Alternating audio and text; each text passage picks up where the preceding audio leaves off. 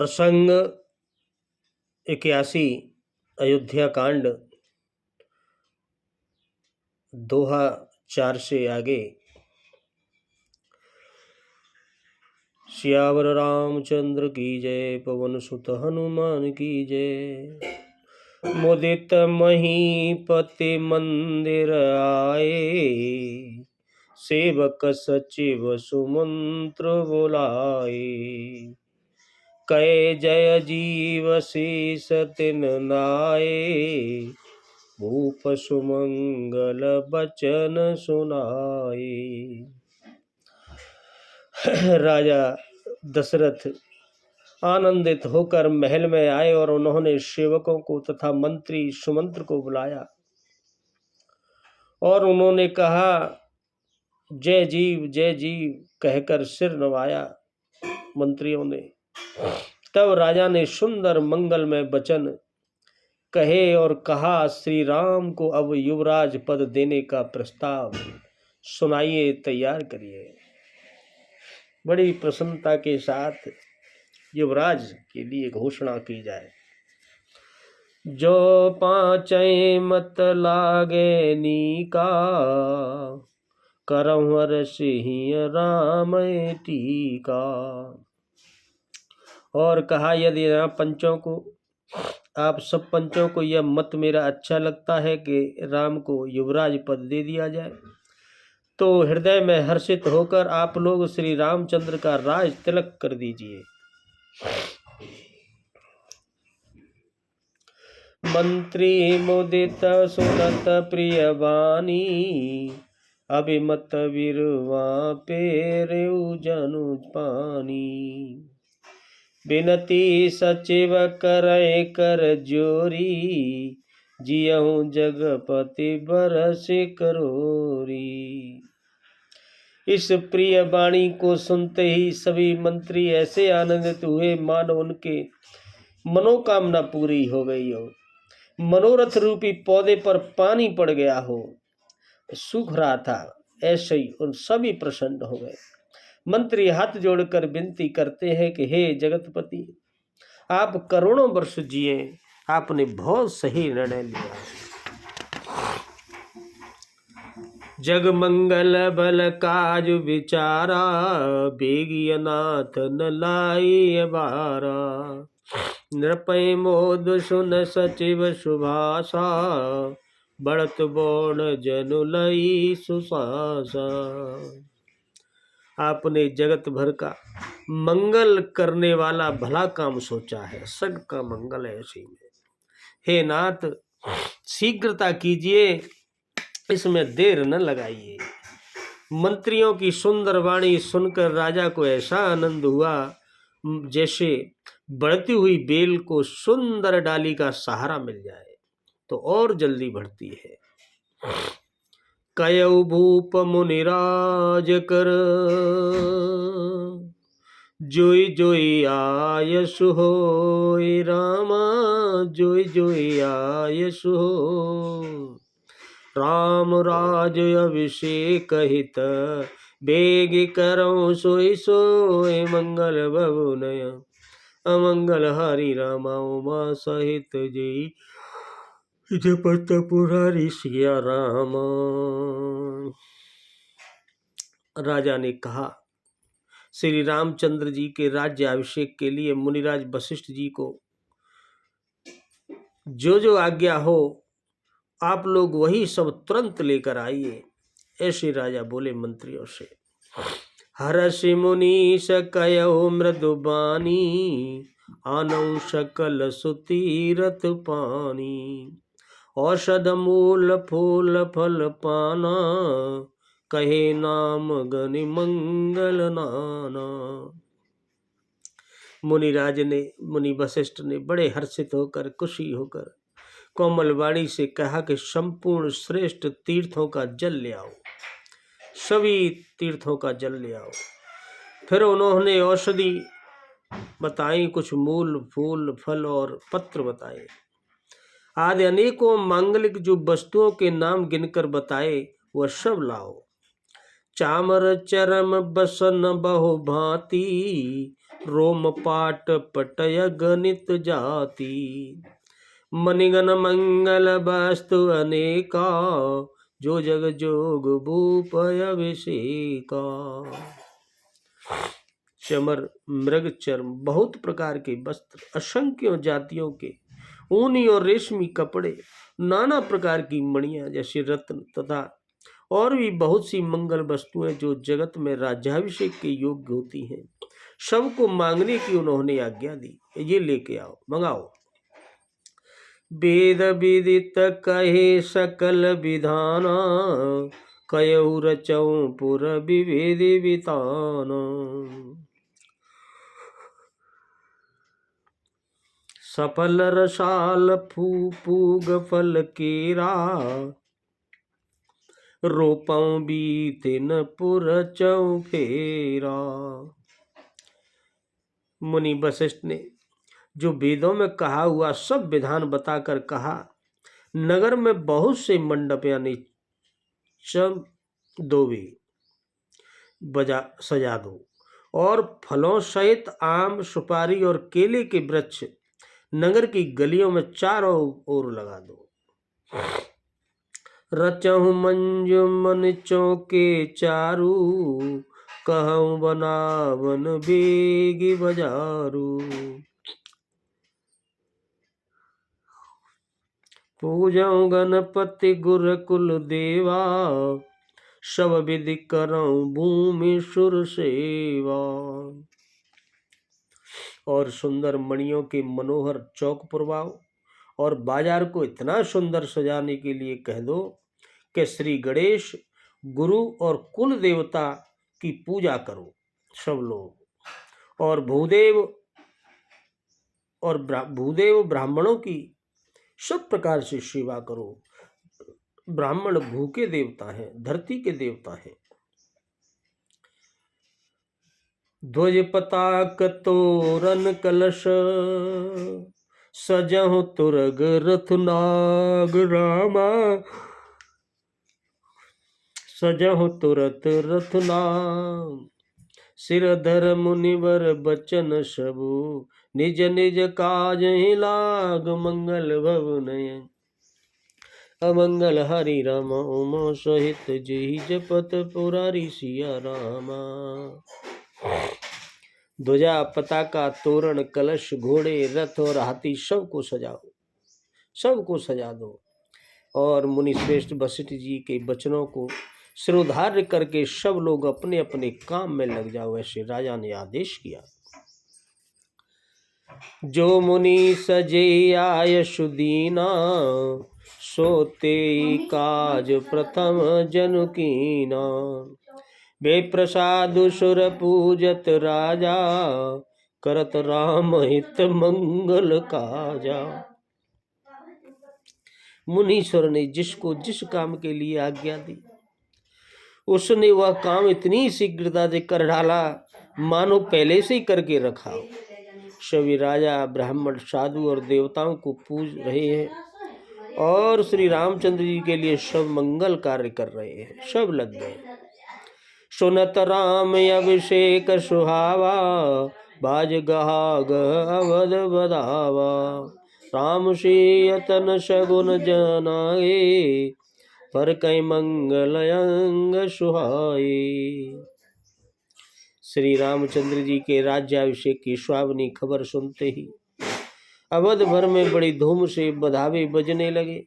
श्री रामचंद्र जी और सीता जी के शरीर में भी शुभ शगुन सूचित हुए।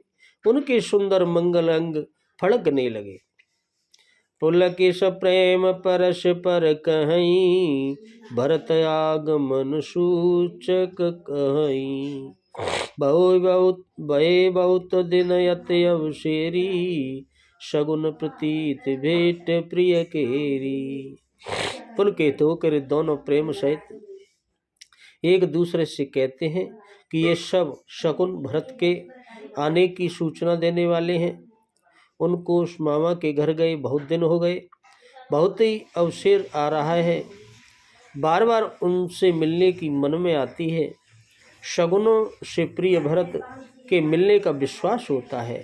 ऐसे कहते हैं, भरत सरिस प्रिय को जग माही, यही शगुन फल दूसर नाही। रामय बंधु सोच दिन राती, अन्न निकम हृदय जी मोती।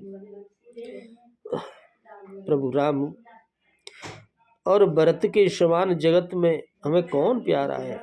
शगुन का बस यही फल है, दूसरा नहीं। श्री रामचंद्र जी को अपने भाई भरत का दिन रात ऐसा सोच रहता है जैसे कछुए का हृदय अंडों पर रहता है कि कोई कुछ कर न दे। ऐसे ही प्रभु राम और भरत का प्रेम है।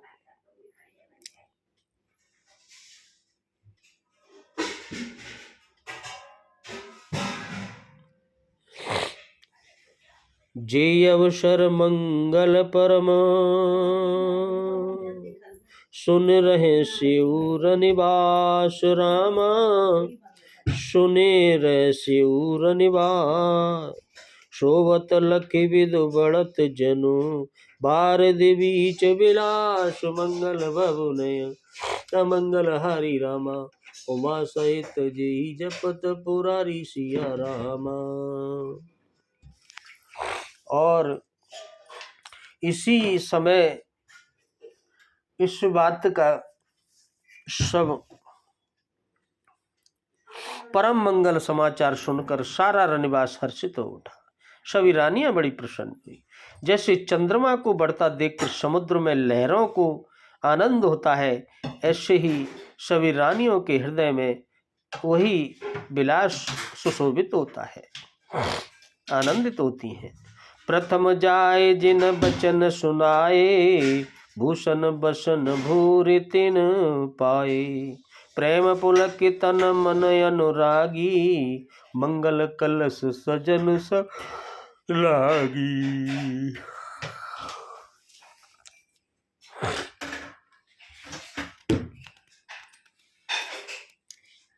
सबसे पहले रनवासी में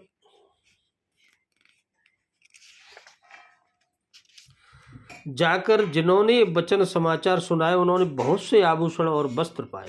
जो जाके रानियों को बताए, उसे रानी खुश होकर आभूषण दान कर दे। रानियों का शरीर प्रेम से पुलकित हो उठा और मन प्रेम में मग्न हो गया। वे सब मंगल कलश सजाने लगी। चौके चार सुमित्रा पूरी, मनमय विविध भांति अति सूरी। रूरी आनंद मगन राम महतारी, दिए दान बहु बेप्रहकारी। सुमित्रा जी ने मणियों के रत्नों से बहुत प्रकार के अत्यंत सुंदर और मनोहर चौक बनाए। महल में पूरे आनंद में मग्न हुई। और श्री रामचंद्र जी की माता कौशल्या ने ब्राह्मणों को बुलाकर बहुत दान दिए, बड़ी प्रसन्न हुई। पूजी ग्राम देव सुर नागा, कयऊ बहोर देन बलिभागा। जय विधि होय राम कल्याणु, देव दया कर सो वरदानु। उन्होंने ग्राम देवियों को, देवताओं को, नागों को पूजा की और फिर बलि भेंट देने को कहा, अर्थात कार्य सिद्ध होने पर फिर पूजा करने की मनोती मानी और प्रार्थना की कि जिस प्रकार से श्री रामचंद्र जी का कल्याण हो, दया करके वही वरदान दीजिए। गावे मंगल कोकिल बयनी, वैदो बदनी मृग शावक नयनी। और कोयल की सी मीठी वाणी वाली, चंद्रमा के समान मुख वाली और हिरण के बच्चे के से नेत्रों वाली सभी स्त्रियां और मंगल गीत गाने लगी। राम राज अभिषेक सुने, हियहर से नर नार। रामा हियहर से नर नार, लगे सुमंगल सजन सब, विधि विचार। मंगल भवन अमंगल हरि रामा, उमा सहित जी जपत पुरारी सिया रामा। प्रभु श्री रामचंद्र जी का राज्याभिषेक सुनकर सभी स्त्री पुरुष हृदय में बड़े हर्षित हो उठे और विधाता को अपने अनुकूल समझकर सब सुंदर मंगल साज सजाने लगे। तब नर नाह वशिष्ठ बुलाए, राम दाम सिख दीन पटाए। गुरु आगमन सुनत रघुनाथा, द्वार आए पद नाय माथा। तब राजा ने वशिष्ठ को बुलाया और शिक्षा यानी समयोचित उपदेश देने के लिए श्री रामचंद्र जी के महल में भेजा। गुरु का आगमन सुनते ही श्री रघुनाथ प्रभु राम दरवाजे पर आकर उनके चरणों में मस्तक नवाया। सादर अर्घ दे घर आने, सुर भांति पूज सन्माने। गए चरण सिय सहित बहोरी, बोले राम सकल कर जोरी। आदर पूर्वक अर्घ देकर उन्हें घर में अंदर लाए और षोडशोपचार से पूजा करके उनका सम्मान किया। फिर सीता जी सहित उनके चरण स्पर्श किए और कमल के समान दोनों हाथों को जोड़कर श्री राम बोले, क्या बोले? सेवक सदन स्वामी आगमनु, मंगल मूलय मंगल दमनु। तदपि उचित जन बोलिस प्रीति, पठय काज नाथ असिनीति। प्रभु ने कहा, सेवक के घर पर अगर स्वामी पधार जाए, अचानक से आ जाए, तो उसके घर में मंगलों का मूल हो जाता है, मंगल काम होते हैं और अमंगलों का नाश हो जाता है।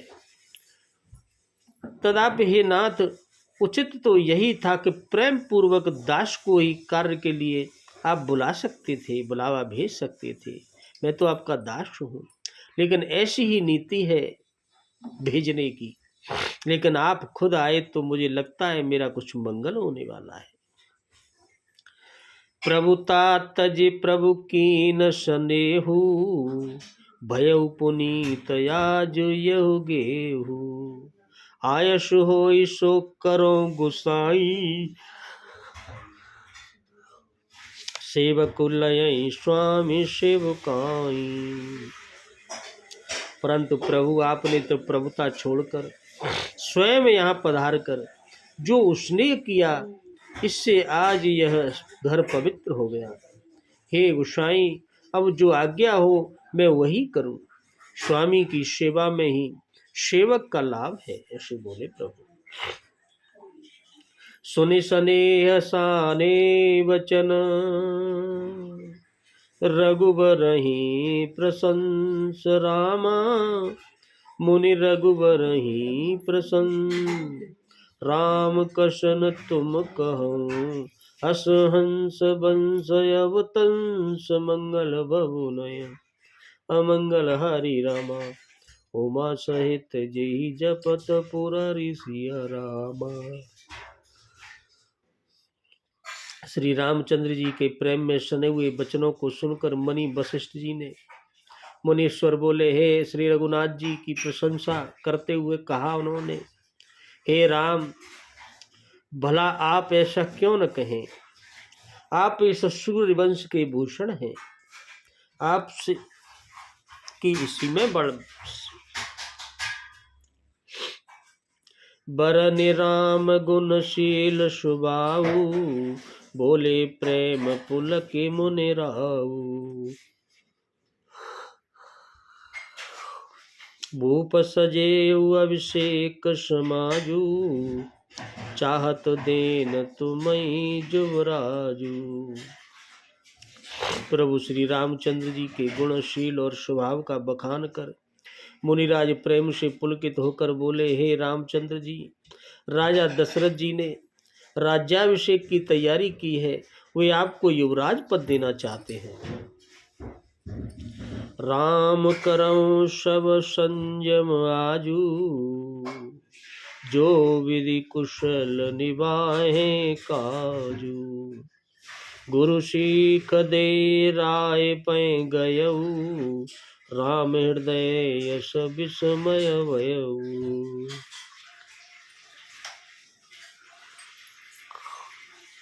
इसलिए हे राम जी, आप उपवास हवन आदि विधि पूर्वक होती है, तो आप उपवास रहे, सब संयम कीजिए, जिससे विधाता कुशल पूर्वक इस काम को निभा दें, आपके युवराज के कार्य में सफल कर दें। गुरु जी शिक्षा देकर राजा दशरथ जी के पास चले गए, राम को शिक्षा दी। श्री रामचंद्र जी के हृदय में सुनकर इस बात का खेद हुआ कि क्या खेद हुआ? जन्मे एक संग सब भाई, भोजन शयन के लरकाई, करन वेद पवित ब्याहा, संग संग सब बये उछा। राम सोच रहे हैं कि हम सब भाई एक ही साथ जन्मे, सबने एक साथ खाना खाए, एक साथ सोए, लड़कपन के खेल कूद किए हमने साथ साथ, हमारे कनछेदन एक साथ हुए, यज्ञोपवीत हमारा एक साथ, विवाह भी एक साथ, सारे उत्सव एक साथ ही हुए।